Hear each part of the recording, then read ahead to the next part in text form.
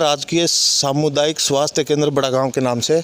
तो इसके अंदर क्या क्या फैसिलिटी है वो मैं दिखाता हूँ आपको। चलो अंदर। सफाई कर्मचारी। सफाई कर्मचारी हो आप, तो कितने दिन से हो सर? 5 साल हो गए मेरे को सर। हॉस्पिटल में लगभग पेशेंट कितने दिन भर चलते हैं या कितनी कितनी बजे का क्या टाइम है यहाँ? 250-300 करीब पेशेंट आते हैं। अच्छा जी। आप तो सर आप सुबह और शाम में कितनी मतलब किस टाइम सफाई करते हैं? मैं सुबह 8 बजे आता हूँ, 2 बजे तक रहता हूँ। सर आपने नाम बताया अपना? राधे श्याम सर। राधे श्याम। चलो, तो दोस्तों जैसे ही राधे श्याम जी मिले तो इन्होंने बताया कि यहाँ पर्ची कटती है। तो सबसे पहले जो भी पेशेंट आता है उसको 10 रुपये की एक स्लिप बनवानी पड़ती है। तो पूछता हूँ ये स्लिप किस प्रकार से बनाते हैं। जी मैम आपका नाम? मेरा नाम मिंटू है, नर्सिंग स्टाफ। नर्सिंग स्टाफ से हो, तो आपका क्या काम है जी यहाँ? यहाँ तो मेरा तो है जो नर्सिंग स्टाफ का काम होता है ना वो। नहीं, ये अभी जो आप बैठे हो ये तो जो कंप्यूटर ऑपरेटर है ना वो वैक्सीन में गया हुआ है, इसलिए नर्सिंग स्टाफ को यहाँ लगाते हैं। नहीं, मेरा मतलब ये है कि जैसे आप ये स्लिप लेके बैठे हो तो इस पर आपके पास पेशेंट आता है तो मतलब आप किस प्रकार से उसको कोऑपरेट करते हो वो पूछ रहा हूँ। पेशेंट का नाम पूछते हैं, गांव पूछते हैं, एज पूछते हैं। और उसका कितना मतलब रेट लेते हो आप? 10 रुपये चार्ज है। सीनियर सिटीजन फ्री है। Senior citizen. दोस्तों मिलवाता हूँ मैं यहाँ जो डॉक्टर साहिबा बैठी हैं उनसे मिलवाता हूँ आपको। तो मैम आपका शुभ नाम? डॉक्टर नवीना। नवीना जी। तो आप मतलब कितने दिन से हो यहाँ? 1.5 साल से। और आप किस चीज़ के मतलब डॉक्टर हैं? अभी MBBS हूँ। MBBS है, मतलब जैसे जो कोई जैसा भी पेशेंट हो। MBBS का थोड़ा फुल बताओगे क्योंकि मैं कम पढ़ा लिखा हूँ। थोड़ा कम पढ़ा लिखा हूँ, तो MBBS का मतलब ये बताओगे आप किस प्रकार के पेशेंट देखते हो? उसमें कॉमन पेशेंट आते हैं सब। अच्छा जी। आगे MD करते हैं वो स्पेसिफिक हो जाते हैं। अच्छा जी। तो आपका स्टाफ कितने डॉक्टरों का है? 6 डॉक्टर को है। 6 डॉक्टर का। तो अभी आप यहाँ तो अभी तो एक ही? अभी एक तो छुट्टी पे है आज। अच्छा। अभी वैक्सीनेशन साइट टूर पे गए हैं। अभी 2 छुट्टी पे हैं शायद आज छुट्टी पे एक हैं डॉक्टर साहिबा। और मेरे पूरी जानकारी लेके आपके पास कितने पेशेंट आ जाते हैं दिन में? 150 पेशेंट आते हैं। 150 पेशेंट आ जाते हैं। रात में भी आते हैं या दिन में ही? रात में इवनिंग इमरजेंसी ड्यूटीज होती है उनमें आते हैं। नॉर्मल पेशेंट होते हैं उनको OPD के टाइम पे देखते हैं। तो मैम यहाँ पर जो मतलब कि रात को पेशेंट आते थे उसके लिए कोई फैसिलिटी है आपके पास? रात को इमरजेंसी में तो आते हैं, उनमें रहते हैं डॉक्टर, ड्यूटी डॉक्टर रहता है यहाँ पे। कितने बेड का रूम है मतलब यहाँ? यहाँ पे है 20 बेड का बेडरूम है। सिंगल है? एक ही महिला वार्ड अलग है, डिलीवरी वाला कॉमन जनरल वार्ड अलग है। अच्छा जी। 2 वार्ड। ऑपरेशन वगैरह बनते हैं? ऑपरेशन वगैरह LS कैंप होता है उसमें होते हैं, और ऑपरेशन नहीं होते यहाँ पे, सर्जन नहीं है। अच्छा, तो मैं ये जानना चाहता हूँ कि आपके पास जो मशीनें हैं वो पुरानी भी हैं और आधुनिक भी होंगी, तो जानना चाहता हूँ कौन कौन सी हैं आपके पास? अभी एक्सरे मशीन तो हमारे पास है नहीं। आगे बताओ। और ECG मशीन है, वो अभी हम कब CMHO साहब आए हैं वो बोल के गए हैं कि सेंसन कर देंगे। अच्छा। जो नॉर्मल बायोकेमिस्ट्री के लिए जांच होती है और पैथोलॉजी वाली जांचें हो रही हैं लैब में। इसके अलावा और किस चीज़ की मशीन होती है? कोई ब्लड टेस्ट का रोग निदान वाला सिस्टम है? लैब में आगे हाँ, लेब में सारा सिस्टम है मतलब कि। पैथोलॉजी में आगे ब्लड वाली जांच। अच्छा जी। तो ये अभी जो हाल में जो प्रॉब्लम चल रही है, किस प्रकार के पेशेंट आ रहे हैं आपके पास? नॉर्मल आ रहे हैं, अभी वायरल पेशेंट ज़्यादा आ रहे हैं, जुकाम बुखार को लेकर।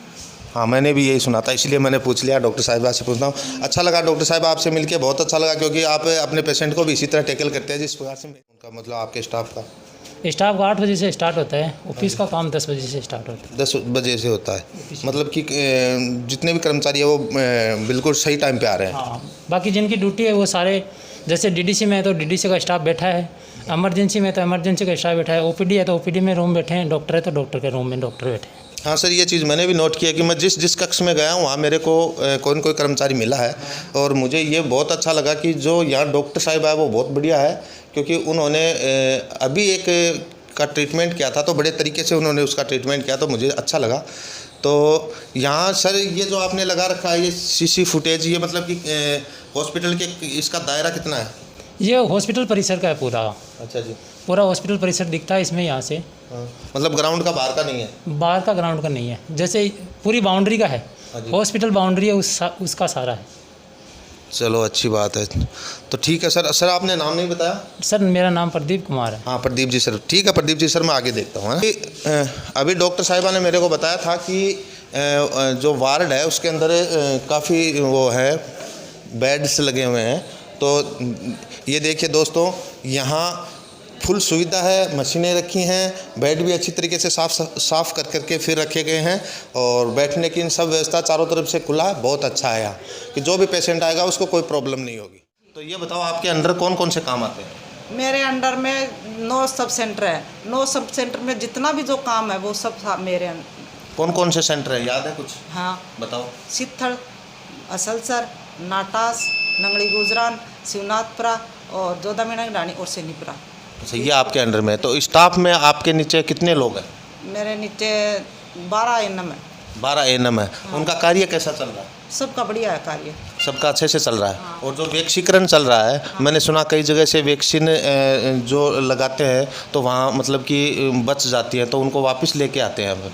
तो ऐसा हुआ क्या आपके साथ? हाँ, वापस तो बैलेंस में दिखाते हैं, वापस लेके आते हैं। तो मतलब कि बचता, मैं ये नहीं पूछ रहा, मेरा मतलब ये है कि लोग बाग टीकाकरण नहीं करवा रहे। लोग बाग करवा रहे हैं, करवा रहे हैं, इच्छुक हो रहे हैं, सब करवा रहे हैं, पूछ के जाते हैं लोग, अपनी इच्छा से करवाते हैं। करवाते नहीं, मैंने सुना था कि पिछली बार 200 डोज सित्थल ग्राम में जो डोज आए थे उनमें 200 शायद बच गए थे। ऐसा झूठी अफवाह है? झूठी अफवाह है। हमारे तो 200 के 200 लग जाते हैं। जो 1-2 वायल बचती है तो हम हमारे बैलेंस में दिखाते हैं, उसको दूसरे दिन करते हैं। सित्थल में कल 251 लगे। हाँ जी सर, सित्थल में कल 251 टीके लगे हैं। 251 लगे जो हमारे पास एक्स्ट्रा जैसे डोज कई वायलों में बच जाती है ना, तो उसमें एक एक्स्ट्रा ही लगा है। तो सित्थल में कल बड़ा गांव में ज़रूर बचे हैं, 70 डोज बच गई और 70 डोज तो बच गई कोविशील्ड की और 30 बची हैं उसकी कोवैक्सीन की। सर यहाँ आपको कोई असुविधा हो रही है किसी प्रकार की हॉस्पिटल? नहीं सर, हमारे तो यहाँ टारगेट बहुत अच्छा चल रहा है वैक्सीनेशन का। हमारे गांव में लगभग 80-90% जो हमारे अंडर में 4 गांव हैं, सित्थल है, असलसर, नाटास, बड़ा गांव। मैं आज भी हमने जैसे कल वाली जो डोज बची है ना, उससे साइट पे वहाँ टीम रवाना कर दी और वहाँ वैक्सीनेशन कर रहे हैं। आपका सिस्टर क्या काम है? हमारा काम तो हम तो एएनएम है, फील्ड का पूरा ही काम है। अभी कहाँ हो आप? मैं नंगड़ी गुजरान का चार्ज दे रखा है। वैसे पोस्टिंग मेरी जोधामीना की डाणी है। कब हुआ था टीकाकरण? टीकाकरण कल ही हुआ है। कल हो गया। कितने डोज लगे? कल 210 डोज लगे, बाकी बच गए? हाँ, बाकी बच गए। टोटल कितने डोज थे? 250 डोज थे। 250 डोज थी। चलो अच्छी बात है। तो मैं आपसे एक बात और जानना चाहता हूँ कि ये जो जगह जगह छोटे छोटे मेडिकल खुले हैं, अच्छी बात है, लोगों को दवाइयों के लिए जगह जगह नहीं घूमना पड़ेगा, मिलती है उनको। लेकिन जैसे जुकाम हो जाती है, जैसे पेट में दर्द होने लगता है, जैसे सर चकराने लगता है, मतलब कि इस प्रकार की जो नॉर्मल बीमारियां होती है वो हो जाती हैं, तो जो पेशेंट होते हैं उनको डायरेक्ट मेडिकल से दवाई लेनी चाहिए या डॉक्टर का परामर्श लेना चाहिए? मैं सर आपसे जानना चाहूँगा। देखो, हमारे यहाँ CSC पे 440 प्रकार की दवाएँ आ गई, तो सारी मौसमी टाइप की किसी प्रकार की डिजीज़ हो उससे संबंधित सारी दवाएं अवेलेबल है। तो मेरी जनता से ये अपील है कि सीधे मेडिकल स्टोरों से और ये जोड़ा छापों से नहीं लेके हमारे CSC पर डॉक्टरों की एक अच्छी टीम है, वहाँ से परामर्श ले और दवाई ले। क्योंकि सर मैं ये बात इसलिए पूछा क्योंकि जो ये कोरोना टाइम चल रहा है तो इसके अंदर क्या हुआ कि कुछ भी हो जाता है तो जो पेशेंट होता है उसके दिमाग में ये होता है यार कहीं कोरोना तो नहीं है, इस प्रकार के सवाल उठ से हैं।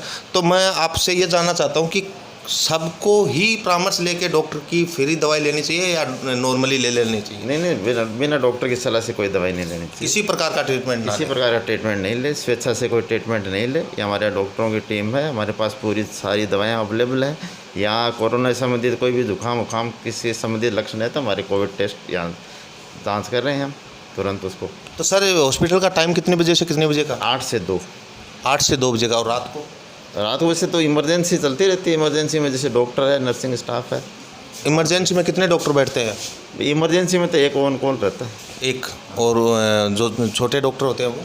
नहीं, छोटे तो डॉक्टर तो सारे जैसे ऑन कॉल, जैसे आज ये है, दूसरे दिन दूसरा है, हमारी लिस्ट लगी हुई है। और जो लेडीज़ होते हैं उनके लिए है क्या कुछ स्पेशल? हाँ, तो वो तो जैसे स्पेशल हेडक्वार्टर पे रहते हैं सारे, किसी जैसे क्वार्टर बना हुआ है वहाँ रहते। मतलब यहाँ क्वार्टर बने हुए हैं? हाँ, क्वार्टर बना हुआ है। एक क्वार्टर तो एक ही डॉक्टर्स का है, बाकी भी यहाँ नज़दीक ही रह रहे हैं सारे हेडक्वार्टर पे। तो कोई जनाना संबंधित कोई दिक्कत आती है तो उनको बुला लेते हैं। चलो अच्छा लगा आपसे मिलके, क्योंकि आपका जो काम है वो मेरे को बहुत अच्छा लगा। मुझे नहीं, सबको पसंद आएगा। क्योंकि अभी सर मेरे को एक चीज़ और जाननी है आपसे, ये जो दवाई है हाँ। इसके बारे में आप मेरे को आप बताएं नहीं कि वो, क्योंकि मुझे इस बात से मतलब थोड़ा सा अच्छा लगेगा क्योंकि आप अच्छे जानकार हैं इस चीज़ के।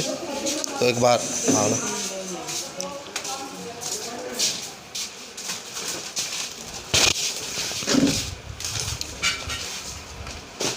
दवाएं सर ये तो हमारा स्टोर है। हाँ जी दिखाओ सर, ये आपका स्टोर है ये ये हमारा। आपका स्टोर है? हाँ ये मतलब हर प्रकार की आपके पास जितनी दवाई आती हैं वो इसी स्टोर में दवाएं, रहती हाँ हैं? दवाइयाँ आई और यही आपका मेन काम है? मेन, हाँ यही मेन काम है। सारे जैसे सब सेंटर पे दवाई डिस्ट्रीब्यूट करना, जैसे नरेगा के काम चल रहे हैं उनमें भी हमारे यहाँ से दवाई जाती है। कोई जैसे अपने सर्वे करवाते हैं एनमो से तो यहाँ से दवाई देते हैं। बाकी हमारे पास साथ में डीडीसी है, ड्रग डिस्ट्रीब्यूशन सेंटर, उसमें जैसे 2 दवाइयाँ डीडीसी की मापदंड की है उसमें डीडीसी मिलती है। फिर हमारे इंजेक्शन रूम, तो सारे इंजेक्शन संबंधित वो है। आईपीडी है तो भर्ती संबंधित से ड्रिप लगानी है, बोतल लगानी है, वो दूसरा, वो अलग है। और फिर जेएसवाई हमारी ये लेबर रूम है, तो लेबर रूम की दवाएँ अलग हैं, पर सारी दवाएँ यहीं स्टोर से इशू होती है। चलो सर, मेरे को जहाँ दवाई दे रहे हैं वो दिखाओ एक बार। जैसे पेशेंट आते हैं तो वो मतलब कि सबसे पहले मतलब कि क्या होता है कि पर्ची कटवाई पेशेंट ने, डॉक्टर के पास आता है सबसे पहले ओपीडी स्लिप लेता है पेशेंट। हाँ जी। ओपीडी हमारे पास डॉक्टर के कमरे में जाता है, वहाँ से दवाई उसको चेक करके दवाई लिखी जाती है। हाँ जी। फिर दवाई हमारे से डीडीसी से एक मापदंड बने हुए हैं, जैसे दवाई है, जैसे टेबलेट हैं, कैप्सूल्स हैं, सिरप हैं, ये तो सारी यहाँ मिलते हैं। फिर इंजेक्शन रूम के साइट अलग है। इंजेक्शन रूम में जैसे सारे जितने प्रकार के इंजेक्शन है वो इंजेक्शन रूम में उसका अलग है। हाँ। तो मतलब कि जो भी आएगा वो इनसे दवाई लेगा। तो ये इस प्रकार किस सर, क्या नाम है आपका? मेरा सीताराम कुमार। पेशेंट को किस प्रकार हैंडल करते हो आप? सर पेशेंट की जो भी है प्रिस्क्रिप्शन है 2 बार पढ़ा जाता है हाँ जी। और उसको ध्यान से देख के मेडिसिन है उनको समझाई जाती है किस तरीके से लेनी है, क्या उसके साइड इफ़ेक्ट है, क्या उनके डोजेज हैं। सर कितने दिन से कार्यरत आप? मैं यहाँ पे पिछले 1 साल से कार्यरत हूँ, वैसे मेरी ड्यूटी को 4 साल हो गए। 4 साल से हो। तो सर मैं आपको मिलवाता हूँ यहाँ का जो मेन प्रभारी है, उनसे आपको रूबरू करवाता हूँ। वो बताएंगे अपने को कि किस प्रकार से वो यहाँ कार्यरत है और किस प्रकार से इन सबको टैकल करते हैं। अभी अलग अलग आपको दिखाया मैंने, हर प्रकार से समझ मेरे से जितना हो सका उतनी जानकारी लेकर के मैंने दिया आपको, और बाकी बची कुछ जो कोई भी जानकारी है वो सर आपको बताएंगे। तो सर मैं जान सकता हूँ आपका शुभ नाम? मेरा नाम डॉक्टर पंकज गौरा है। मैं डॉक्टर यहाँ पे MIC इंचार्ज CHC बड़ागांव। रिक्त नहीं है, सब फुलफिल हैं पद, सारी पोस्टें भरी हुई हैं, तो स्टाफ की कोई कमी नहीं है, स्टाफ सारा अपने पास है। तो सर मैं ये जानना चाहता हूँ, मैंने यहाँ का काफ़ी मतलब कि मिला हूँ, इनसे बातचीत किया है, तो ये बताओ कि अभी आप जो वायरल भी चल रहा है, चलते रहते हैं मौसम के हिसाब से, तो सर आप पब्लिक से क्या कहेंगे इस हॉस्पिटल के बारे में कि उनको यहाँ किस प्रकार से आना चाहिए, कितना फीस लगता है, उनकी जेब पे कितना वज़न पड़ता है यहाँ आने से, वो सब बताओ आप। देखिए क्या अभी जैसे आप भी जानते हो कि अभी सबसे ज़्यादा कोरोना का एक जो अभी दौर चल रहा है या अभी गया है तो वो कितना भयानक है। तो सबसे ज़्यादा जो इस टाइम जनता जो पीड़ित है कोरोना और इससे ही है। और अभी भी जैसे सर्दी और ये इसका बरसात का मौसम है तो ये लोगों में सर्दी खांसी जुकाम बुखार ऐसी चीज़ें अभी काफ़ी हुई हैं। तो इसमें लोग क्या करते हैं, सीधे मेडिकल पे जाके दवाइयाँ ले लेते हैं या प्राइवेट हॉस्पिटल्स में चल जाते हैं, वहाँ पे अच्छा खासा पैसा खर्च कर देते हैं, फालतू की देवदरी जाँचें वाँचें करवा लेते हैं। हमारा कहना ये है कि जैसे अपने यहाँ सुविधा है, CHC बड़ागांव में, यहाँ पे सब डॉक्टर्स अवेलेबल हैं, यहाँ पे अपने निःशुल्क जांच भी है। तो इस समय कोई भी व्यक्ति सर्दी खांसी जुकाम से पीड़ित है तो यहाँ आए, इलाज ले, डॉक्टर को दिखाए। ज़रूरत पड़ती है तो हम RT-PCR के सैंपल भी लेते हैं। RT-PCR क्या है, उसमें कोविड की सैंपलिंग होती है, उसमें आइडेंटिफाई किया जाता है, उससे नोज़ से और थ्रोट से सैंपल लेते हैं पेशेंट का, उससे आइडेंटिफाई करते हैं कि उसे कोविड है या नहीं है। तो इससे जानकारी यहाँ आराम से उसको मिल सकती है, और जो पॉजिटिव है तो उसका उस तरीके से इलाज करें, नेगेटिव है तो उस तरीके से इलाज करें। तो ये सुविधा अपने यहाँ बड़ागांव से हिस्से में बहुत आराम से उपलब्ध है।